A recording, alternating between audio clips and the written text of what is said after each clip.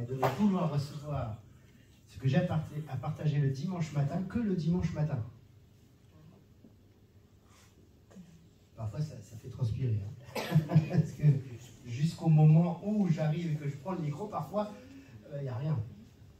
Et c'est là que le Seigneur donne. Mais là, cette fois-ci, comme je disais, une fois n'est pas de coutume, mercredi, paf, j'avais déjà le thème. Béni soit le Seigneur. Et ce matin, on arrive, on commence le culte, et mon épouse a préparé son diaporama comme chaque dimanche, et paf, le verset sort de Jean 17. Ça fait mal. Vas-y, refais. Et puis, pendant qu'on célébrait le Seigneur, c'est Evan. Evan, c'est la suite de Bruce. Evan Tout-Puissant. Chaque fois que je vois, je dis Evan Tout-Puissant dans ma tête. Dans ma bouche, il n'y a que Evan. Donc, il vient m'amener ça.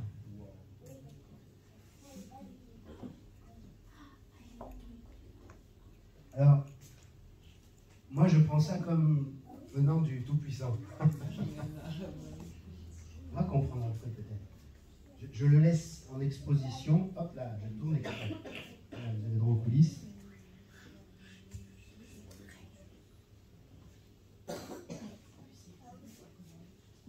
Et j'aimerais ce matin, encore une fois, pour coutume, les garçons vous cochez, hein, le nombre de fois où je le dis. Je sais qu'ils font ce petit jeu pour certaines expressions de la papa. J'aimerais qu'on lise Jean 17. On ne va pas aller chercher un verset pour l'instant, on va dans Jean 17.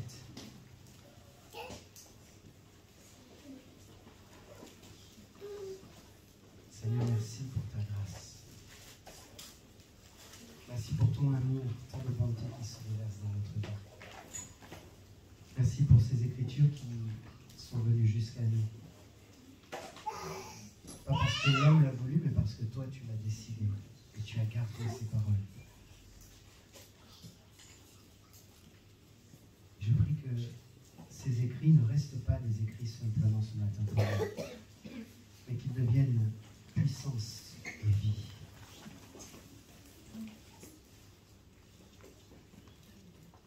Verset 1er, après ces paroles, Jésus leva les yeux vers le ciel et dit : Père, l'heure est venue, révèle la gloire de ton Fils, afin que ton Fils révèle ta gloire. Tu lui as donné pouvoir sur tout être humain, afin qu'il accorde la vie éternelle à tous ceux que tu lui as donnés. Or, la vie éternelle, c'est qu'ils te connaissent, toi, le seul vrai Dieu, et celui que tu as envoyé, Jésus-Christ. J'ai révélé ta gloire sur la terre. J'ai terminé ce que tu m'avais donné à faire. Maintenant, Père, révèle toi-même ma gloire auprès de toi, en me donnant la gloire que j'avais auprès de toi avant que le monde existe. Je t'ai fait connaître aux hommes que tu m'as donnés du milieu du monde. Ils étaient à toi, et tu me les as donnés. Et ils ont gardé ta parole. Maintenant, ils savent que tout ce que tu m'as donné vient de toi.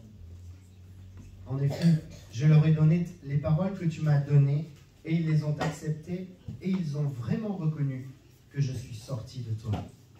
Et ils ont cru que tu m'as envoyé.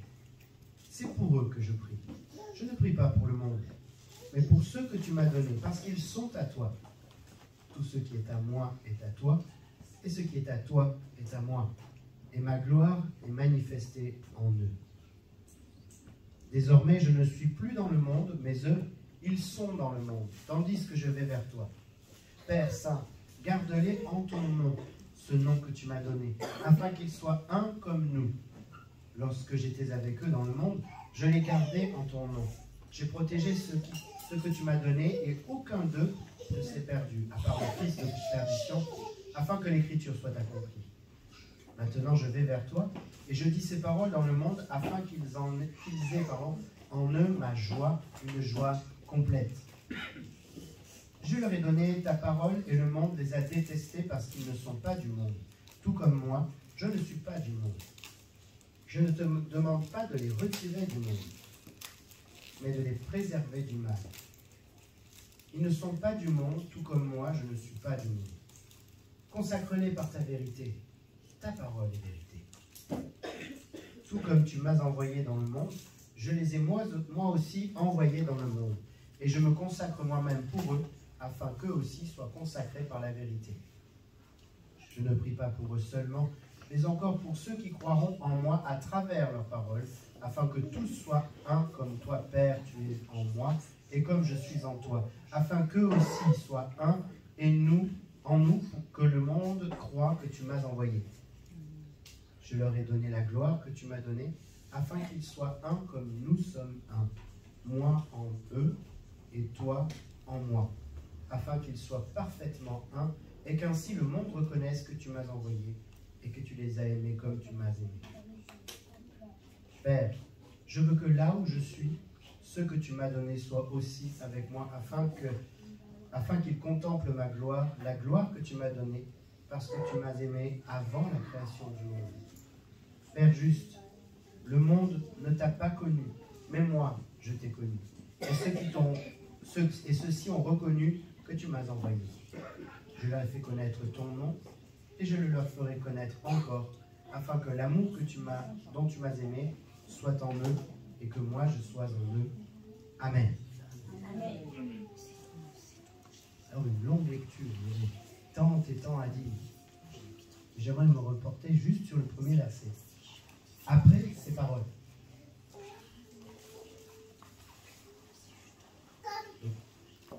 Que dit Jésus avant? Ou que fait, quelle parole? Qui a prononcé quelle parole? Puisque après ces paroles. Alors pour bien comprendre, il faut remonter jusqu'au chapitre 15. Et dans le verset 15, le chapitre 15, le Seigneur parle déjà du monde qui va détester ses enfants, à savoir nous.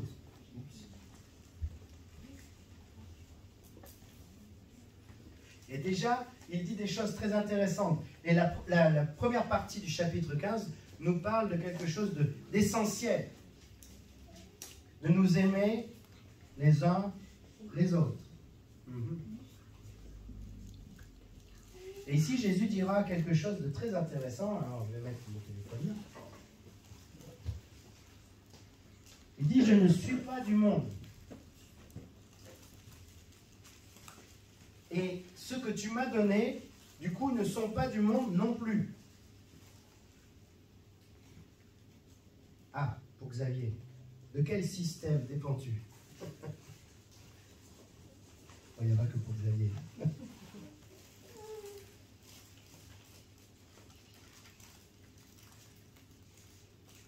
À quoi ça sert un château fort comme ça? Cours d'histoire. Protéger les membres du royaume. Ouais, protéger les gens, les membres du royaume, le peuple. Alors comment? Parce que on a tous peut-être l'image d'Ivanhoé en tête, le chevalier blanc, vous savez, qui vient au secours de la veuve et de l'orphelin. Oui, assistant. C'est la maison du roi, c'est vrai aussi. Comment, à quoi servait le château? C'était la maison du roi ou du seigneur, du vieux, oui, mais ça servait à protéger. Mais comment ça servait à protéger? Protéger le roi. Le roi, mais pas d'abord le roi. Les gens. Oui, mais comment? Ils avaient des grosses mitrailleuses et puis ils tiraient sur les ennemis au loin. En levant le pont-levis. Donc du coup, le roi ou le seigneur restait tout seul à l'intérieur. Avec son peuple. Ah, donc on faisait rentrer le peuple dans le château, c'est ça? Et après on relève. Après on relevait la porte, hein, le pont-levis. Hein. Pont-levis, parce qu'on le lève. Et puis du coup, tout le monde était protégé à l'intérieur, on est d'accord? Oui. C'est à ça que servait principalement la cour du château. C'est pour ça que c'était assez grand, assez vaste. C'était pas juste pour protéger la famille du seigneur ou du roi, c'était pour protéger aussi tous les paysans, les agriculteurs en général. Non, les paysans à l'époque. J'aime beaucoup, je préfère d'ailleurs le mot paysan que agriculteur. Il faut qu'il y ait un lien plus fort avec la terre. et donc tous les gens qui avaient besoin d'être protégés, ils quittaient tout, hein, ils laissaient le bétail et les maisons, et ça c'est pas grave, ça se reconstruit, le bétail ça se refait, mais sa propre vie, bah, une fois qu'on l'a perdu, on l'a perdu. Hein. Il n'y a pas de même joueur rejoue, hein. Vous savez, comme dans les jeux vidéo, t'as combien de vies? J'en ai 4, ah bah ça va. Non, on n'en a qu'une. Donc quand on la perd, on la perd. Donc il fallait aller se protéger. Et donc on dépendait d'un château. Il y avait effectivement des gardes hein, sur les murailles du château, parce que leur boulot c'était quoi? De surveiller. Est-ce qu'il y a des gens qui approchent? C'est pour ça que souvent les châteaux sont placés sur des lieux en hauteur, stratégiques, parce qu'ils peuvent voir de loin tout ce qui se passe sur le territoire. Et s'il y a trop de collines et de vallons, alors on pose aussi des petites tours intermédiaires, mais qui communiquent toutes finalement avec le château. Et ce système-là est un système, à l'époque on a appelé ça féodal, enfin aujourd'hui en tout cas. Mais finalement c'est le système que le monde vit, l'univers vit. Il y a deux royaumes. Il y a deux royaumes qui s'opposent en fait. Il y a un royaume qui est légitime, c'est comme quand, alors je parlais de certains brigands peut-être au début, mais vous avez le Robin des Bois, je disais, mais Robin des Bois, vous connaissez tous l'histoire de Robin des Bois, un classique. Donc il y a la couronne légitime, c'est le roi Richard, et puis il y a celui qui se prétend être le nouveau roi d'Angleterre, comment il s'appelle? Jean. Pourtant il a un beau prénom. Donc le prince Jean qui lui veut faire tout pour que le roi Richard ne revienne pas. Pourquoi? Parce qu'il est le régent et donc il occupe la couronne, enfin le trône, mais il ne porte pas la couronne. En tout cas, il n'a pas la couronne légitime.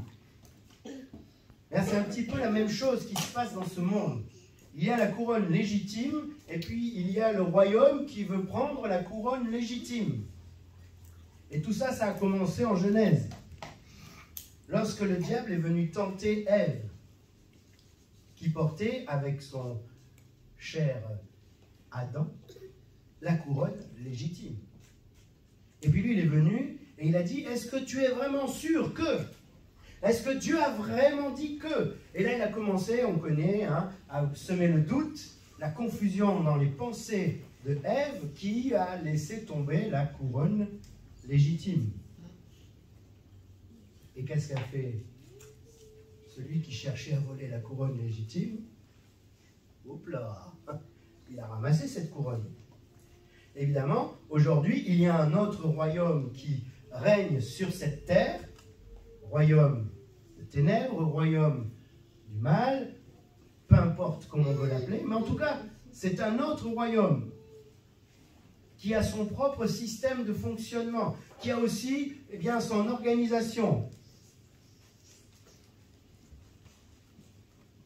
et qui a aussi ses tours positionnés au loin pour pouvoir renvoyer le signal.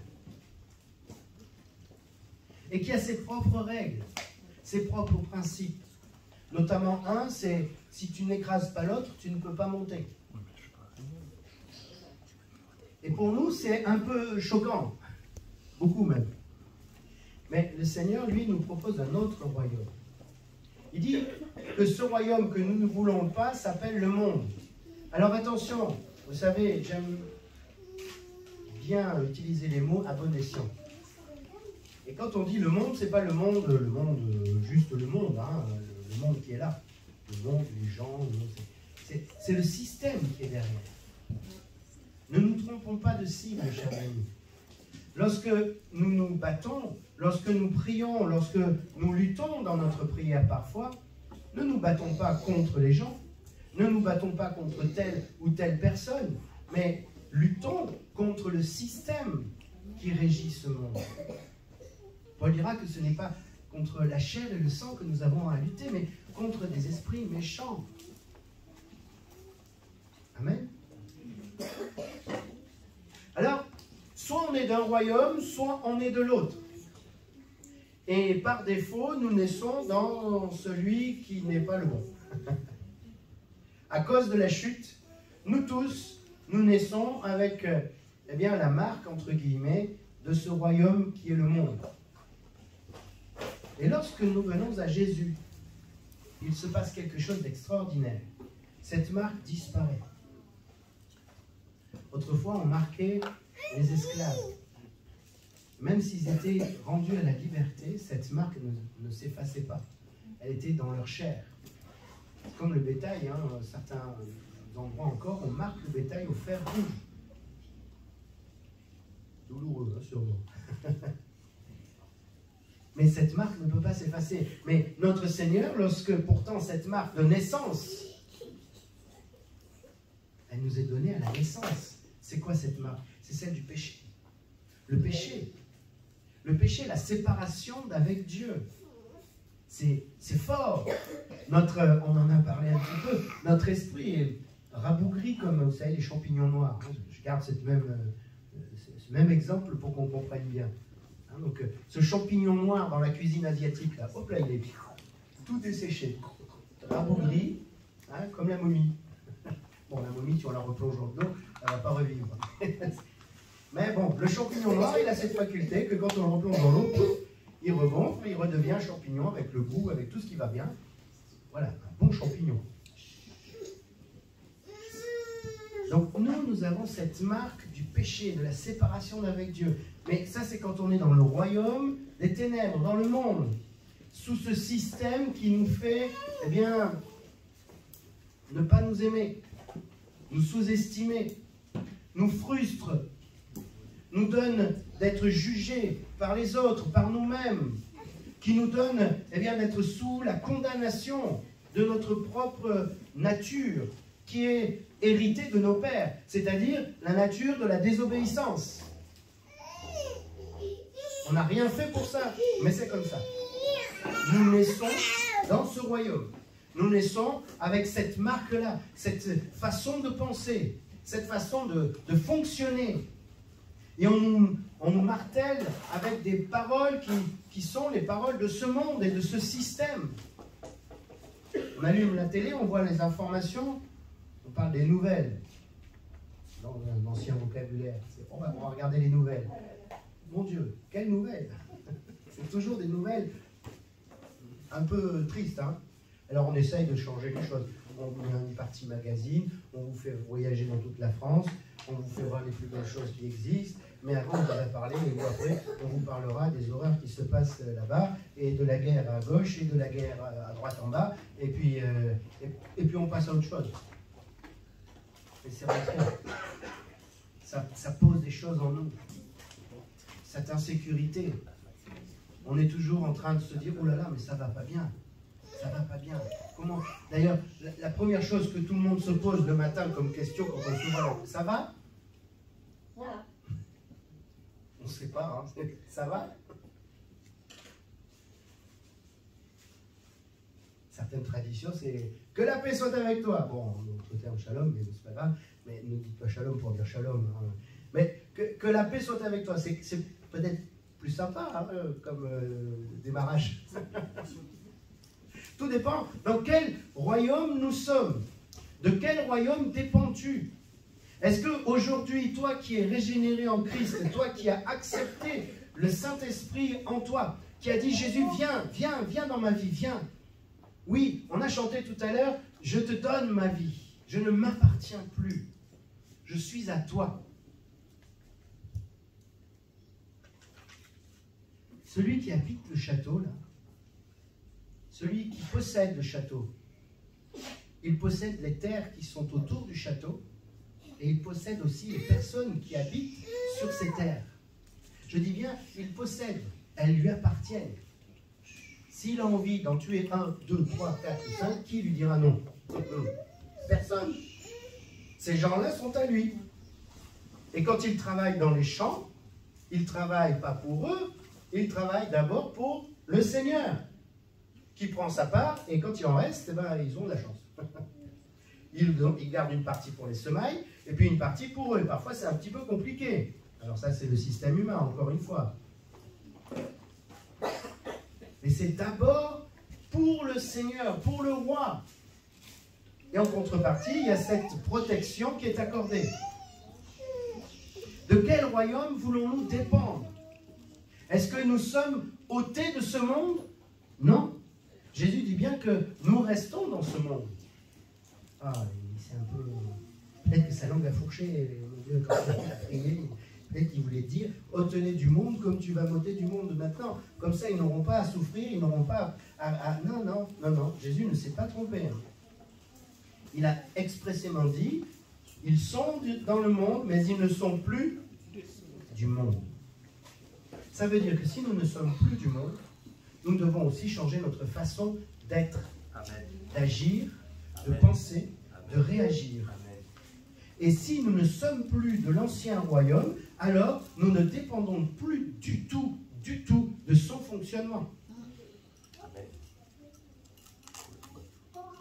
Alors, dans mes notes, c'est écrit, la foule s'écria, Alléluia! Alors, je vous le refais. Soyez spontanés, s'il vous plaît. C'est parce que c'est difficile à comprendre. Je sais, c'est pourquoi je reprends. Si nous sommes passés dans le royaume de la lumière, je parle autrement, est-ce que les ténèbres ont quelque chose encore à voir avec nous? Je vais plus loin. Si je suis passé dans la lumière, est-ce que les ténèbres ont quelque chose encore à voir avec moi? Non. Maintenant, prends ce que je viens de dire et dis-le toi. Disons-le ensemble. Si je suis passé dans le royaume de la lumière, est-ce que les ténèbres ont encore quelque chose à voir avec moi? Réponse? Non. Tu es lumière. Tu es lumière. Donc, les ténèbres n'ont plus rien à voir avec toi. Toutes choses anciennes sont passées. J'aimerais revenir sur ce verset-là. Et voici, toutes choses sont renouvelées. Parce que souvent, on prend la version, c'est traduit par toutes choses sont devenues nouvelles. Mais gardons plutôt l'idée de renouveler. Parce qu'on n'arrête pas d'être nous pour devenir quelqu'un d'autre. Cependant, le nouveau nous n'a plus rien à voir avec l'ancien nous. Et ce qui était avant n'est plus. En tout cas, n'est plus pour moi, il n'est plus dans ma vie. Pourquoi? Parce que c'est passé, c'est fini. Il ne faut pas s'y attacher. Amen. Pourquoi s'y attacher?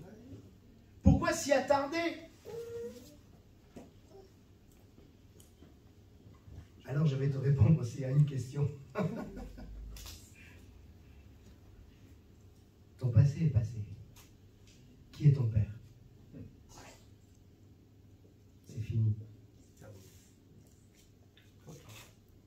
Message reçu.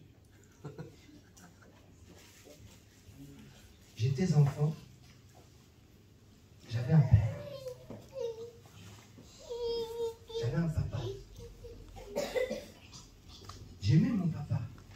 Comme un enfant aime son papa de tout son cœur. Puis un jour, mon papa, il m'a regardé et il m'a dit, tu n'as plus de père, au revoir. Oh, même pas au revoir. Il s'est retourné, il a pris la voiture, fou. Il m'a laissé avec son réveil matin qui m'avait lâché dans les mains. J'avais mon petit frère là, ma petite soeur derrière, on était comme ça. Je pense qu'on a bugué un moment. Quand papa est parti, ça a été très violent pour nous. Le jour où je suis venu au Seigneur, quelques années plus tard, merci à mon Seigneur qui ne m'a pas laissé dériver comme ça des années.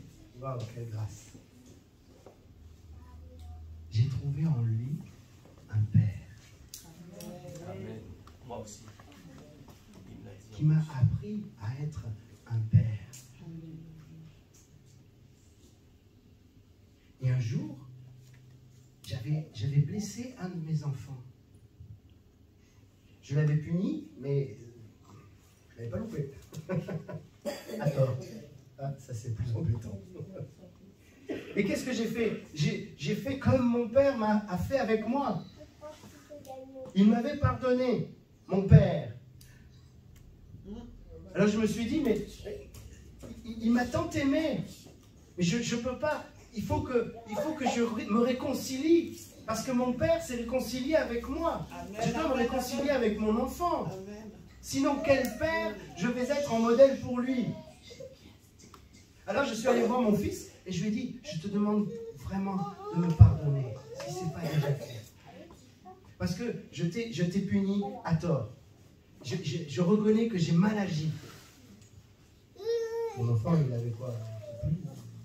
Ça, oui. Ça date, hein?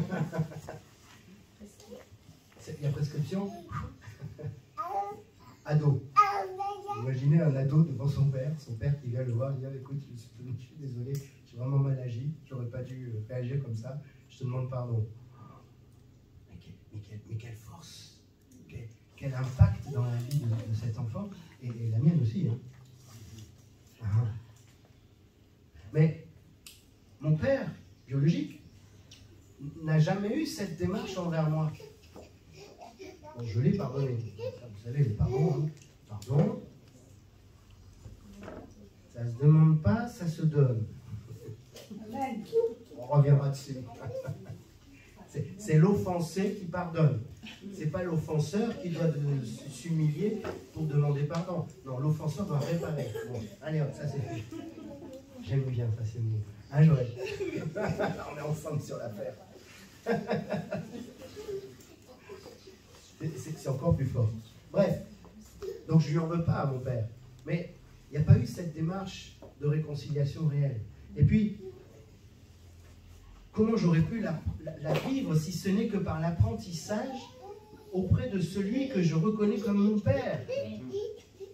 Donc je n'ai pas vécu en fonction de ce qui était avant, mais je vis en fonction de ce qui est aujourd'hui. Je ne suis plus du moins du royaume des ténèbres, mais je suis du royaume de la lumière. Je dois agir comme quelqu'un qui a la nature de la lumière et non pas la nature des ténèbres. Amen. Je ne peux pas en vouloir à quelqu'un parce qu'il m'a fait du mal. Jésus sur la croix, qui est mon exemple, qui est mon chemin, qui est celui que je veux imiter. Il a dit, Père, pardonne-leur. Pardon, les amis, rappelons-nous quand même le contexte. Il a passé toute la nuit d'avant, ballotté entre le Sanhédrin et le tribunal, pour être finalement frappé toute la nuit, à tel point que dans Ésaïe, il est écrit prophétiquement qu'on ne lui reconnaissait plus visage humain. Imaginez la tête qu'il devait avoir, tellement frappé.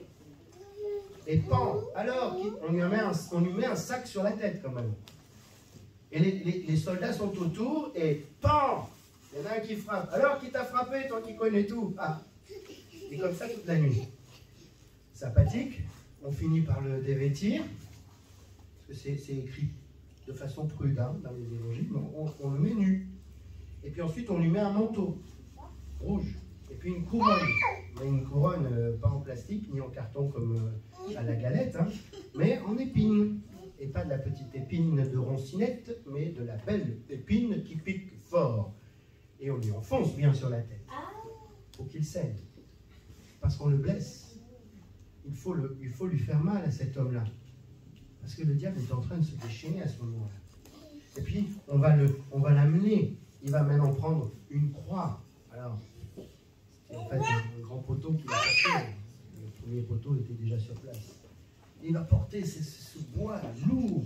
Mais comme il porte en plus mon péché, mon iniquité, ma vie sans lui, il la porte à ce moment-là. Je pense qu'il portait en fait celle de tous. Mais rien que la mienne, ça devait être déjà lourd. Et il porte maintenant en plus le bois. À tel point qu'à un moment donné sur le chemin, il ne peut plus porter. Donc on dit à deux hommes de prendre la chose. Donc, il fait seul. Il finit le chemin. Arrivé au bout, on va encore se moquer de lui. Comme quelqu'un a dû suivre avec la tunique, ils vont tirer la tunique au sort. Parce que c'était une tunique quand même Gucci Saché. On mélange un peu. Sans couture, hein, c'est une seule couture du moins. Donc pas de pièces rajoutées, c'est une très belle tunique. Donc ils se sont dit, on ne va pas la couper pour en faire des chiffons, on va la tirer au sort. Ils tirent au sort, et puis il se moque de lui encore. Même un des brigands qui est là dans l'histoire va finir par se moquer de lui. Il dit, si t'étais fort, voilà. Hein, on va l'attacher au bois. Et puis on va faire quoi? On va le clouer. Tu te rappelles quand tu te piques avec une aiguille, une punaise, je ne sais quoi, ça fait mal, hein?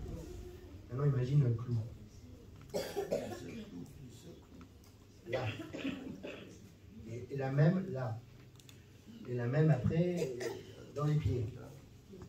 Oui, et les clous à l'époque, c'était pas des flingues, des trucs tout fins, hein, c'était des bons gros machins, bien carrés, mal. Enfin, ça rentrait pas très bien, hein, pas très profilé. On va redresser cette croix. Donc, imaginons maintenant la souffrance par rapport au poids du corps qui pose sur les pieds, donc tu ne peux pas t'appuyer sur les pieds, donc tu vas chercher à tirer sur tes mains, mais tes mains sont clouées aussi, du coup tu es entre la balance de la souffrance des pieds et de la souffrance des mains, c'est atroce. Il va boire du vinaigre mêlé de fièvre, et après tout ça, il va dire aussi, Père, pardonne-leur, ils ne savent pas ce qu'ils font. Ça, c'est pas le système du monde. Hein. Parce que le système du monde aurait fait que, première ronde, ok, j'en prends plein la gamelle, mais attention, je reviens avec des copains. Ou avec des fils. Ça, c'est le système du monde. Alors, je prends un exemple grossier, mais quelle est notre réaction face aux situations que nous traversons? Est-ce que nous marchons et nous réagissons selon le système du monde? Ou bien est-ce que nous cherchons à vivre selon le système que Christ nous propose? Il nous a rachetés. Nous ne nous appartenons plus. En réalité, on n'a pas le choix. Un jour,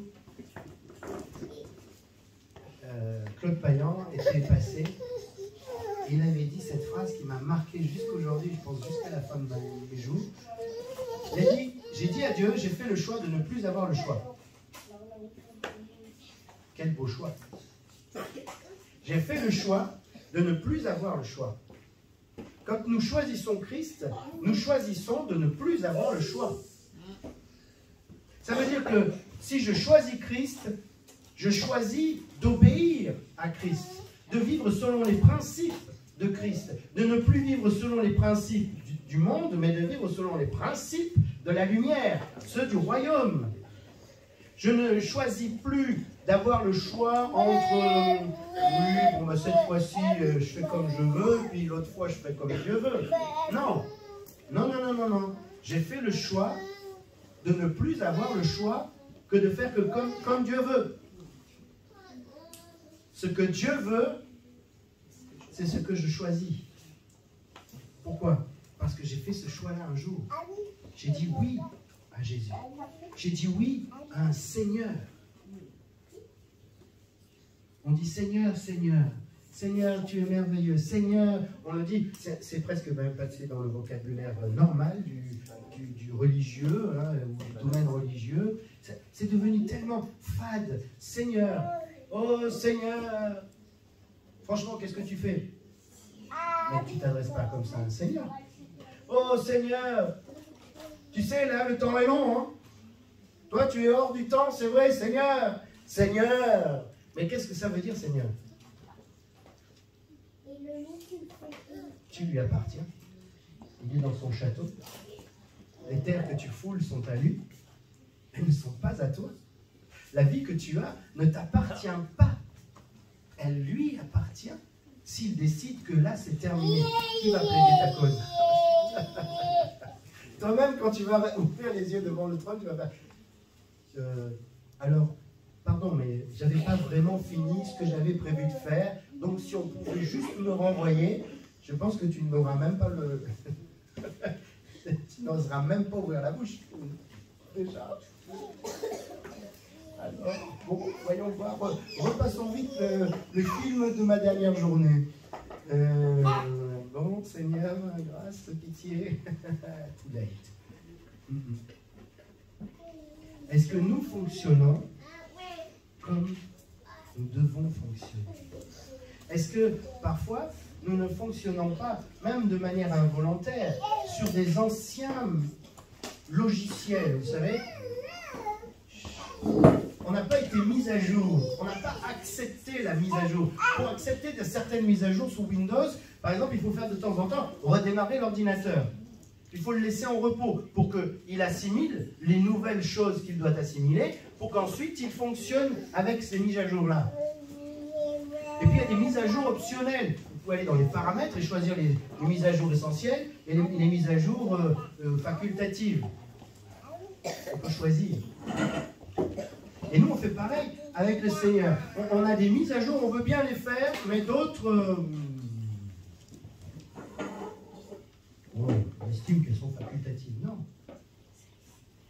Laissons-nous mettre à jour par le Saint-Esprit dans tous les domaines de notre vie. Nous ne nous appartenons plus. Nous ne dépendons plus du royaume d'avant. Même aimer ne veut pas dire la même chose dans les deux royaumes.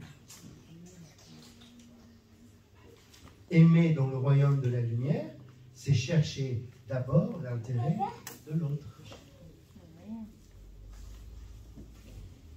C'est dur. Hein? Bah, oui, parce que... Alors, on va utiliser de ruse. Le Seigneur, il a dit, pour aimer son prochain, il faut s'aimer soi-même.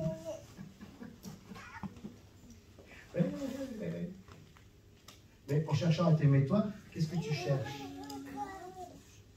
Finalement, à l'intérêt de Dieu.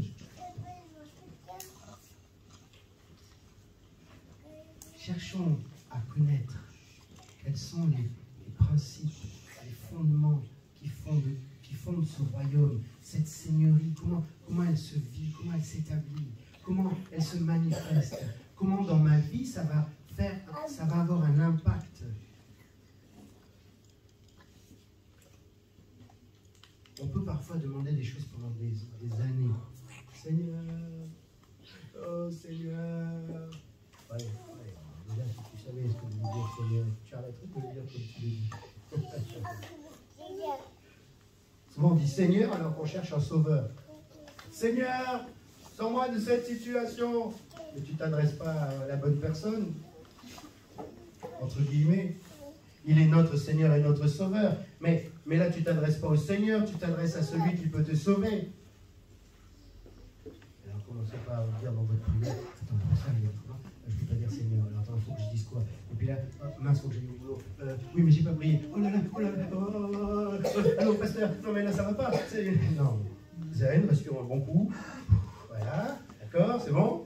Hein? Changeons rien, mais changeons tout. Laissons-nous transformer à l'intérieur. Laissons-nous transformer à l'intérieur. Accueillons la véritable liberté que le Seigneur nous a donnée. Je ne suis pas soumis à la timidité, mais à la liberté. Je suis habité d'un esprit de force et de sagesse, et pas de timidité, et bien sûr d'amour. Comme vous me voyez, je suis quelqu'un à la base. Dans l'ancien royaume, vous me parlez, je deviens rouge, comment? Rouge, comment on peut dire? Plus que le classeur, là. Vous me voyez gamin, je deviens mais rouge, vous me parlez.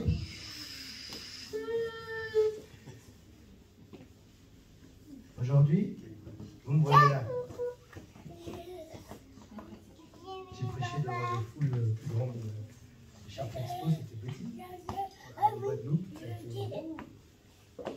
à Dieu soit la gloire, mais pour dire que la timidité, c'était mon ancienne nature, mais ça n'est plus ma nature.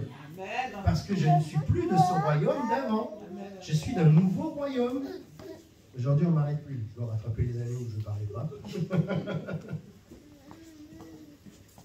Mais quelle qu'était ta nature passée, dis-toi qu'aujourd'hui, ce n'est plus la même. Oui, il y a les conséquences de ce que nous avons fait, ou pas, d'ailleurs, dans le passé. Bien sûr, ça nous suit, ça. Mais cependant, si entre deux, tu as rencontré Christ, si tu as donné ta vie, si tu lui as ouvert ton cœur, s'il est venu habiter dans ton cœur à toi, dis-toi que toutes choses sont renouvelées. Tu n'es plus la même personne. Tu n'as plus le même fonctionnement. Normalement, ton logiciel a été mis à jour. Alors parfois, il faut attendre un petit temps de repos pour que tu puisses assimiler certaines mises à jour et qu'elles puissent maintenant t'amener à vivre et à agir comme il faut. Mais peu importe, tu es déjà renouvelé. Alléluia. De quel royaume veux-tu dépendre? Des ténèbres? Du monde? Ou de celui du Christ? Amen. Moi, je suis d'accord. Alors, laissons-nous chaque jour transformer dans nos pensées, dans notre langage, dans nos actions, dans notre être tout entier, renouvelé. Cherchons non pas à comprendre la volonté de Dieu, parce qu'on ne peut pas la comprendre. Soyons clairs. Ses pensées et les nôtres, l'Écriture, sont aussi éloignées que le ciel et la terre. Plus tu montes dans le ciel, plus le ciel est loin. C'est bizarre quand même. Donc plus tu vas chercher à comprendre Dieu, à t'approcher de Dieu, moins tu vas t'en approcher finalement. Donc ne cherche pas à comprendre Dieu, accueille Dieu. Ne cherche pas à comprendre le royaume, accueille et vis le royaume.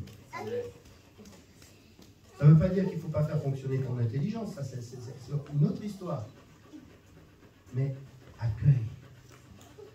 Accueille, ouvre ton cœur, ouvre ton âme, ouvre-toi tout entier. Laisse le royaume descendre.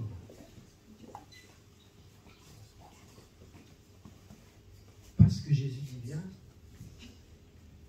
c'est toi en moi, Père, et c'est moi en eux, afin que eux soient en moi et que finalement ils soient en nous et nous en eux. L'unité, la véritable communion, elle est là. Mais il nous faut d'abord nous ouvrir et accueillir d'abord le coup de balai. Le Seigneur nous avait dit, c'était quel mois le coup de balai? C'était Juillet, début juillet, pour l'Assemblée. Le Seigneur nous a parlé au travers de notre cher ami et frère Robert. Il avait dit, c'est un temps pour un coup de balai. Pardonnez-moi l'expression, comme dirait ma grand-mère, pétard. On ne s'attendait pas à ça. Le coup de balai fut rude. S'il y avait de la poussière à dépoussiérer, donc le Seigneur a... Hop, hop, hop, hop, hop, hop, hop. Ah oui, puis vous savez, un coup de balai, ça sert à dépoussiérer, mais parfois ça sert aussi à tabasser. Bon, là, ça a été les deux. Hein. Oula, oula, oula, oula. Et puis après, le Seigneur a ramené les choses dans l'ordre. Waouh, comment... À Dieu soit la gloire. Amen. Laissons-nous balayer. Parfois, ça va nous chatouiller, ça va nous... La poussière... On va éternuer et ça va nous permettre d'évacuer des choses qui ne devaient pas être là. Parfois, le coup de balai, ça va être un bon coup sur la caboche. Pardon. Hein. Mais ça nous remet les idées en place de temps en temps. Oups là, oui, d'accord, ok. Et puis, quand le logiciel est vraiment mis à jour sur cette partie-là, ça roule, ça marche. Et la gloire du Seigneur se manifeste. Relisez Jean 17 encore, et encore, et encore. Méditez ce passage. C'est pas que pour les disciples de Jésus, c'est pour ceux qui croiraient ensuite à travers leurs paroles. À savoir, toi, moi, nous tous. Donc ce qui est écrit là, c'est pour nous tous. Nous sommes appelés, aimés, à choisir de vivre selon les principes de la lumière. C'est un choix que nous devons faire. Parce que nous devons réaliser que nous sommes déjà de la lumière. Et si nous ne le réalisons pas, nous ne pouvons pas choisir. En réalité, c'est un choix un peu par défaut, parce que si on comprend qui nous sommes, on n'a plus à choisir. C'est ce que Jésus dira quand il parle de l'Esprit Saint qui vient et qui nous convainc de péché, de justice et de jugement. Est-ce qu'on a besoin d'être jugés aujourd'hui, nous? Nous ne serons pas jugés. Par contre, ceux qui ont choisi de rejeter Christ sont déjà jugés. Aïe, oui. Bon. Nous, quand on parle du grand jugement, vous savez, le jugement dernier, il y a eu tellement de choses écrites et tout. Le trône blanc, fait trembler certains. On ne sera pas jugé. Comprenez bien, nous ne serons pas jugés. Si nous avons accepté Christ, nous ne serons pas jugés. Nous ne sommes plus coupables. Pourquoi être jugés? On comprend bien? Si nous avons Christ en nous, nous ne sommes plus coupables. Pourquoi juger un innocent qu'on sait être innocent? Il n'y a plus besoin. Donc si on passe devant le trône, ce n'est pas pour être jugé, mais c'est pour recevoir selon ce que nous aurons fait. Ça, c'est différent. Donc en gros, est-ce que nous aurons vécu selon les principes de la lumière et du royaume? Et on se dira, ah bah zut, j'avais raté ça. J'aurais su. J'aurais pas galéré autant. Bah oui, mais on pense tellement avec l'ancienne façon d'être. Trop. On ne pense pas avec la pensée qui est celle du Christ. Père, je te loue et je te rends grâce de ce que tu m'exauces toujours. Quel prétentieux! Non, il savait qui il était. Il savait de quel royaume il était et qui il représentait. Père, je te loue de ce que tu m'exauces toujours. On va faire l'exercice cette semaine. La première chose que tu dis le matin, c'est Seigneur, Père, je te loue de ce que tu m'exauces toujours. Au début, tu ne vas pas y croire. Tu vas même te dire, est-ce que je le fais? Est-ce que je le dis? Bon, c'est un décret international. Je t'encourage. Je ne te dis pas, je t'oblige. Mais essaye de faire cet exercice. Lève-toi, ou même dans ton lit, quand tu ouvres tes yeux, Père, je te loue parce que tu m'exauces toujours. Et vous verrez, votre environnement va se transformer de lui-même. Parce que partout où tu iras, tu as l'exaucement avec toi. Comme Jésus, il croisait des gens qui étaient dans le besoin, il priait pour eux, il leur parlait, il leur donnait à manger, même s'il n'avait pas à manger, il donnait à manger. T'as combien? 5 parts de poisson. Pas de problème, fais-les tous s'asseoir. Oui, t'as vu combien ils sont de milliers? Oui. Merci Seigneur pour ce pain et ce poisson, nous te rendons grâce. Amen. Distribuez. Oui, c'est-à-dire que c'est parce que tu le dis, hein? Et à la fin, on ramasse encore des restes. Plus de paniers qu'il n'y avait à l'origine. Extraordinaire. Il ne s'est pas posé de questions. Il avait un besoin. Il savait qu'il était là pour répondre. Il répond. La façon dont ça va se faire, ce n'est pas son problème. Est-ce que c'est notre problème de savoir comment Dieu va faire? Ou bien est-ce que c'est notre affaire de savoir que Dieu a dit et qu'il va faire? Ah, ça, c'est notre part. Ce n'est pas ma part de savoir comment il va faire. Ma part est de croire et de confesser et de marcher dans ce qu'il a dit. Il est la lumière. Il est la lumière. Je dois fonctionner comme un membre de la lumière et pas des ténèbres. Les ténèbres, c'est Thomas, pardon. Non pas qu'il était dans les ténèbres, mais il était encore avec son mode de pensée d'avant. Je ne croirai que lorsque j'aurai vu. Ah bon? Alors regarde. Heureux seront ceux qui croiront sans voir, lui dit Jésus. Il n'est pas en train de l'accabler. Souvent, le pauvre Thomas, on l'accable, on dit ouh, mais tu es Thomas, je suis Thomas. Hein. Ouais, Seigneur. Bon, quand tu veux. Hein. Parce que là, On est Thomas, nous sommes Thomas. Vous savez, je suis Charlie, je suis Thomas. Hein. Hashtag je suis Thomas. Alors, on va créer le hashtag. On va mettre, ce serait génial ça. Hashtag je suis Thomas. Hop, ça te renvoie sur ça. Jean 17. Être du royaume. C'est pas juste dans notre temps de prière, c'est pas juste dans un temps du dimanche matin, c'est pas juste quand on se retrouvera le vendredi ou le mercredi soir. Non, c'est tous les jours, chaque instant, chaque minute, chaque seconde. Même quand tu dors, tu dois être membre du royaume. Ton ronflement doit résonner lumière et pas ténèbres. Il y a que même ton ronflement doit bénir tes voisins. Oh bah oui. Bon, ton voisin le plus proche, d'abord.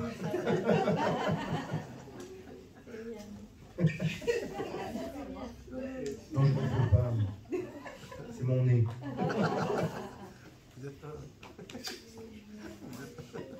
Oui, mais justement. Est-ce qu'on s'entend ronfler là? C'est cette question.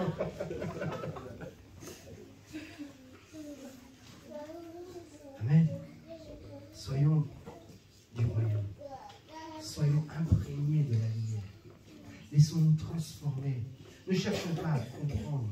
Ici, ce n'est pas une question de compréhension, c'est une question d'accueillir. Qui tu es, quelle est ta nature.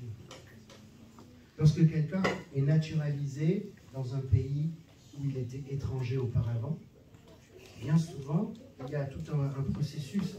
Ce n'est pas du jour au lendemain.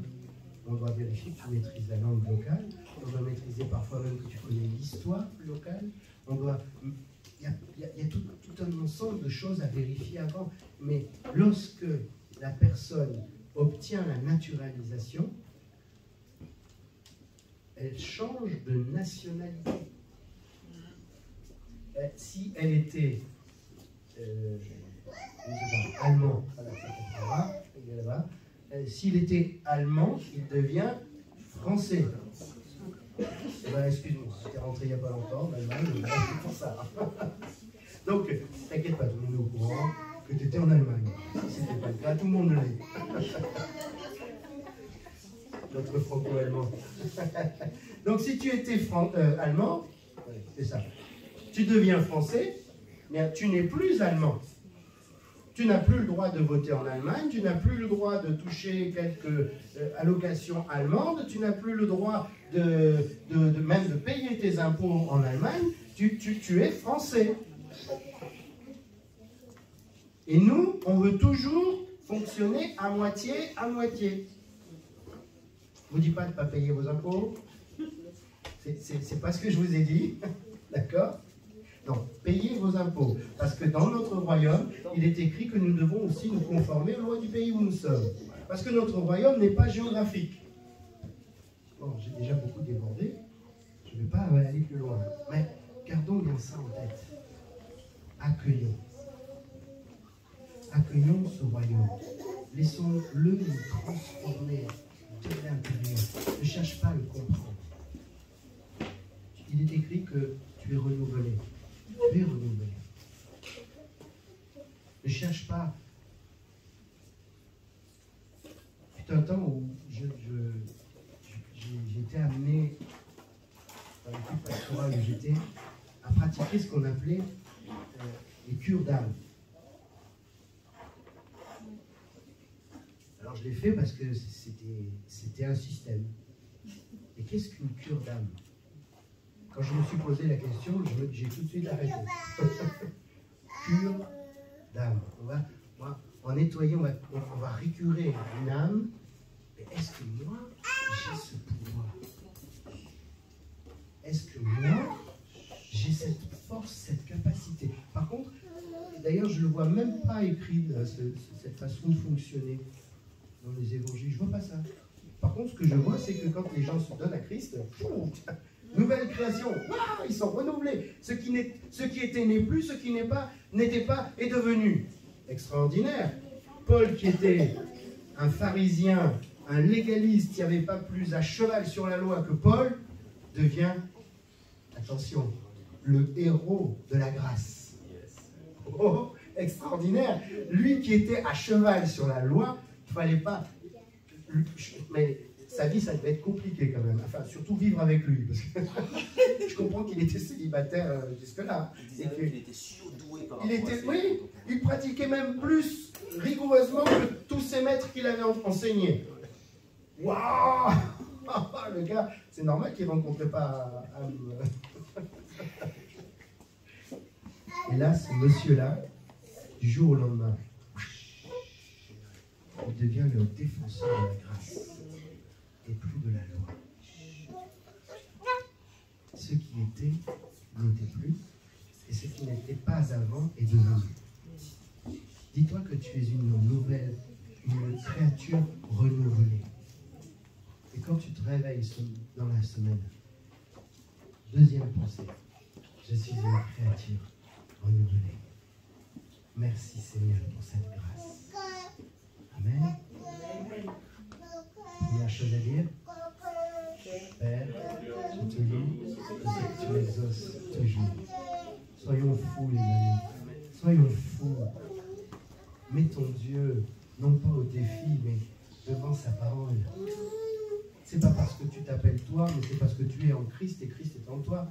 Et Christ a déjà proclamé, Père, je te loue de ce que tu m'exauces toujours. C'est juste de nous approprier ce qui a déjà été dit.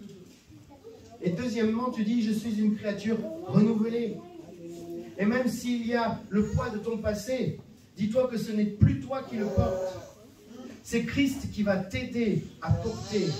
Alors s'il y a à réparer, oui, il faut réparer. Ça, c'est le pendant du pardon. Ça, c'est la part de l'offenseur. Répare. Quand tu réalises que tu as blessé, que tu as mal agi, répare. Ça t'appartient. Changeons. Renouvelons-nous. Laissons-nous renouveler. Amen. Amen. Prenons un temps juste intérieur. Fermons nos yeux. Et faisons un petit tour de propriété en disant, oui, c'est vrai que peut-être dans ce domaine-là, je n'ai pas encore laissé la place en entier. Je veux te laisser rentrer. Quand je t'ai dit oui, c'était pas oui, mais pas là. Je veux en entier t'accueillir. Accueillir ton royaume. Accueillir tout ce qui fait que ce royaume est lumière. Je ne peux plus fonctionner selon le monde, selon le système des ténèbres. Mais je veux fonctionner selon ton système, ton royaume. Je veux ouvrir mon cœur, mon âme, mon esprit, mon être tout entier à ta présence. Viens, Saint-Esprit, et transforme-moi. Viens, Saint-Esprit, conduis-moi. Viens, Saint-Esprit, utilise-moi.